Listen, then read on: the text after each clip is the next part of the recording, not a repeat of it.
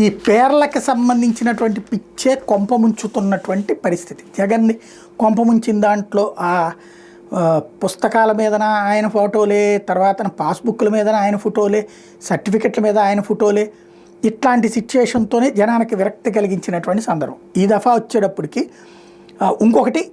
ఒకటి కడప జిల్లాకి వైఎస్ఆర్ జిల్లా, ఈవెన్ వైఎస్ఆర్ కడప జిల్లా అని అప్పట్లో రోసే పెడితే మొన్నటిసారి జిల్లాల పేర్లు మార్చేటటువంటి సందర్భంలో జిల్లాని కొత్తగా మార్చేటటువంటి సందర్భంలో వైఎస్ఆర్ జిల్లా అని మాత్రం పెట్టారు. అక్కడ కృష్ణా జిల్లాకు కూడా డివైడ్ చేసి ఎన్టీఆర్ జిల్లా అని పేరు పెట్టినటువంటి సందర్భం. అట్లాగే తెలివిగా మార్చుకున్నారు.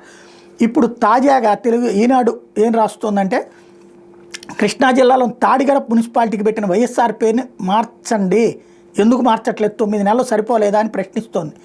పేరు మార్పుకు వీలుగా చట్ట సవరణ బిల్లు అసెంబ్లీలో పెట్టడానికి కుదరలేదా అని నిలదీస్తోంది. చిన్న పనికి అది ఎన్నికల్లో ఇచ్చిన హామీని నెరవేర్చడానికి ఎన్నాళ్ళు పట్టడం ఏంటని నిలదీస్తోంది. ఈనాడు రాస్తోంది.